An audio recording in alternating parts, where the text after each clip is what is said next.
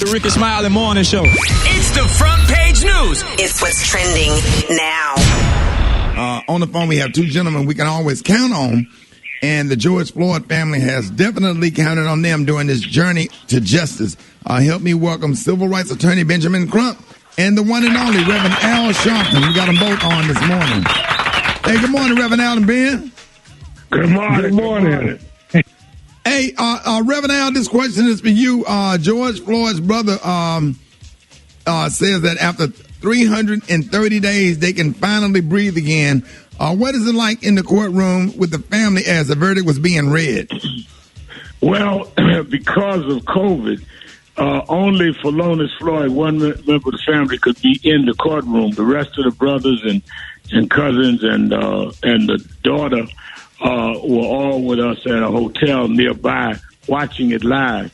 And when they said guilty the first time, we all just threw our hands up in the air thanking God. But then when he said it the second and third time, just everybody just burst out crying. I mean, I started crying. I looked and Rodney was crying, which is of George's other brother. I think that the weight of oppression that all of us felt being lifted just a little, because it's not all the way over, but just being lifted a little and seeing that this man was being handcuffed. And that will put an indelible imprint in the mind of every policeman this morning. They will never forget seeing a cop handcuffed and walked into jail. And every time they think about drawing their gun or doing something against the law, they will now remember they can be held accountable. And that's what brought the tears down. And let me say this to you, Rickey, because you're always on target as far as I'm concerned, but you are a little off this morning. You have the Attorney General of Black America on with you, and that is Ben Crump. None of this would have happened without the meticulous work and the tireless work. I've seen this man leave his family, grab planes in the middle of the night to bring us to this moment. And we as a people have to start celebrating people before they die. We should celebrate Ben Crump while he's still in his prime. Oh, Reverend Al, we talk on the phone and text each other. Reverend Al, I done made videos taken up for him and cursing people out. Hey, right, Ben? Absolutely. Oh, no, I know you do. I'm just giving you the title. I know you got the rest of it. The title is he's the Attorney General of Black America. You know, I grew up making everybody say Godfather Soul, so I'm branding his title. That's right. That's right. Hey, man, and we're thanking God for a guilty verdict, but do you think that we can expect the maximum sentence? Because we want Derrick Chauvin to be locked up for life, Ben. What do you think? Well, I want to answer your question, but I do have to say thank you to my mentor and, our civil rights leader, our time, Reverend Al, for making sure we maintain the moral high ground. Yes, sir. Smiley, because we knew that what we saw in that video was evil. And Reverend Al, we would always, Rickey, and I know you are a big man of God, we would always pray publicly too, not just privately. So people would know that, God condemns what Chauvin did. This is not just about us here on earth. And so I always want to say, Reverend Al, thank you for reminding America that George Floyd on the moral high ground, and history will report that we were on the right side of history. I think that he will get sentenced within the scoring guidelines. They're going to say he's never committed a crime before because he's a police officer, so they're going to try to score him like a first-time offender. But what we have to do, and Keith Ellison, the great Attorney General of Memphis, the first African-American, he is going to ask for enhancements because he committed the crime in front of a child. There were aggravating circumstances. So we want him to be treated, as Reverend Al say, like they treat us in our community, because we want equal justice under the law. We want this to be a precedent that black people in America can get full justice on the civil side and the criminal side, something most families that Reverend Al and I have worked with over the years, never get in America. They say if you get the civil settlement, you can't get the criminal conviction. Well, why is it black people have to settle for partial justice? Why can't we get whole justice? And so that's the precedent, Rickey, Smiley. George Floyd got whole justice, and we want everybody else from now on to get whole justice, full justice. So I wonder, what was that moment like when President Biden called and spoke with you and the Floyd family after the verdict was announced? How did that go? You know, it was so deep because I know they had told Reverend Al and I that they were going to call, and it's funny because you get a no call ID, so I'm scared to answer unknown calls now. Yeah, but they kept calling, and so I said, I'm going to pick it up because every time you get one of these calls, there's somebody at the White House or the United States Senate. And I picked up, and the lady said, Attorney Crump, President Biden would like to speak to you all in the family if y'all together. And unfortunately, as Reverend Al said, Philonise was in the courtroom, so we were not together.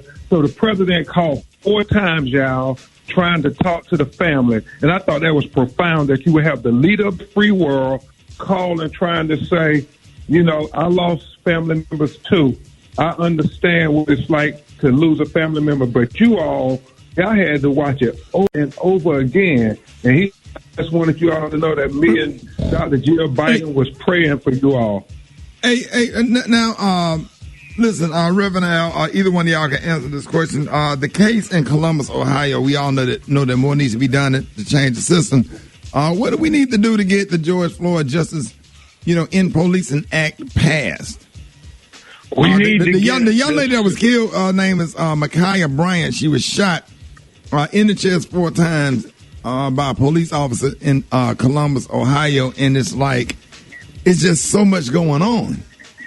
No, Reverend Toon, who's National Field Director for National Action Network, talked to Brian's mother, this young lady's mother, last night, and I'm going to talk with her this morning, and we're definitely going to deal with that and see what we can do there, as well as Attorney Crump and I just dealt with a case where he was able, Attorney Crump, to get some justice in Columbus for Andre Hill in the same city. The chairman of the Black Caucus, chairwoman, is the congresswoman there. And I think that we've got to deal with that. But don't forget, tomorrow, right here in Minneapolis, where Ben Crump and I are still here, because tomorrow is the funeral of Dante Wright, this young 20-year-old boy that was killed by a white policewoman who said she thought her gun was a taser and killed him. And this happened before we even got the trial over here for George Floyd. So I'm doing the eulogy tomorrow, and Ben is going to speak as the Attorney General of Black America at the funeral. So we couldn't even leave to go to Ohio because we have to deal with another funeral right here in Minneapolis. That's why we need the law. And that's why we need federal law. We need the Senate to pass the law. Everyone listening, and all of Black America listens to Rickey Smiley show. Even I think President Biden must listen. That's why he's so sensitive. Anybody want to be informed and entertained, listen to Rickey Smiley. And you should call your senators or email them and tell them that you will determine your vote for or against them based on them voting for this George Floyd Justice in Policing Act. That's the only thing going to stop this federal law.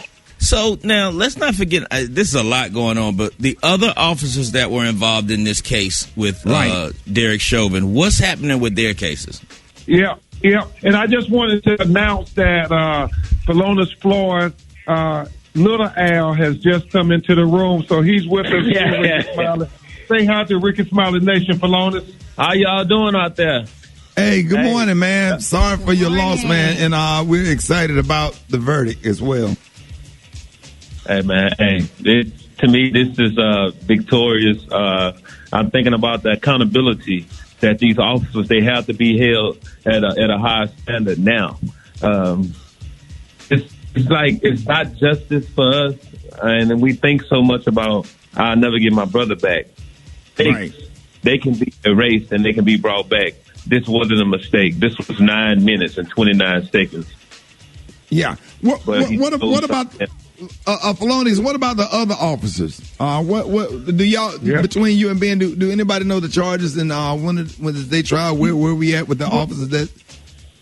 Yeah, they all were charged with the same charges. Remember, that's what Keith Ellison did so masterfully. Oh. He came in and said, we're going to treat George Floyd like we treat our white brothers and sisters, because you can just imagine, Rickey, Smiley, had that been a white man, what the outcry would have been. And Reverend Al and I talk about that so often, about saying we got to make them see us as equals, not as something less than equal. So these other three officers are facing the same charges. Now, I do believe that they're going to try to have some lesser charge than Derrick Chauvin, because they think that he was the most culpable. So they will probably get a lesser sentence and a lesser conviction, maybe on third-degree murder and manslaughter. But we will keep you informed. And Reverend Al and I and Philonise, we're going to stay on it, Rickey, night and day. Hey, I got to ask this last question. Reverend Al, does this feel like the civil rights movement? You know, you were alive when Dr. King was alive. Compared to now, everything that's going on right now, Reverend Al, compared to back then when y'all were fighting for civil, when y'all coming down, to Birmingham and the bombing of 16th Street, Baptist Church, and everything that happened in Selma. How does everything back then, how it felt back then, compared to now in this new generation with Black Lives Matter, Reverend Al? Well, I think, I was a little boy when Birmingham happened. I was only about 9 or 10, but I remember the last years of Dr. King, because I was 12 or 13 when I became youth director in New York. And I think that we saw movements in the 80s even. And I think this feels like I was told it happened because I was mentored and trained by people that worked with Dr. King, like Y.T. Walker and others. This feels like the feeling they gave us. And I remember the disappointments in the 80s and 90s. Don't forget, 30 years ago, when I started merging with Rodney King, we had a videotape then and lost the case. Yes. I think this movement is so important because this is the first time we've seen whites as much as blacks marching. You should see in Minneapolis, many of the people out there marching, some of the marches are more white than black. The big march we had in Washington, and Martin Luther King III and National Action Network that I call and Philonise spoke at, we had 200,000 people. A third of them were white in a pandemic. I think that is something that we saw in the civil rights movement when I was a kid. The other thing I think that's going to be real critical, and Ben Crump pointed this out to Philonise and I and Rodney, is that when we saw policemen take the stand for the first time and break that blue wall of silence and testify against another policeman, the police chief even testified against a policeman. When policemen start standing up against bad cops, that's where I know change is possible. Man, Reverend Al, Ben Crump, thank y'all so much, and thank you for everything that you do in stepping up to the plate and speaking up. And you just know you have a friend and a supporter over here, Reverend Al Sharpton and Ben Crump. I love y'all. Thank y'all. We know that. If I got 3 sons, 2 of them is Rickey Smiley. Yes, sir. Hey, Reverend Al, you know how about me, Rickey. Hey, Philonise, come on now. You already know I love you. Come on now. Hey, man, I just appreciate y'all and use us and use this platform to get messaging out and keep people involved in what's going on. So thank y'all so much, man. I love y'all. Be safe. And I really appreciate y'all coming on this morning because I'm sitting here, just got through watching you on Morning Show. I'm like, well, how you doing both? So y'all everywhere, but keep doing what you're doing. We love you and appreciate you. It's Rickey Smiley Morning Show.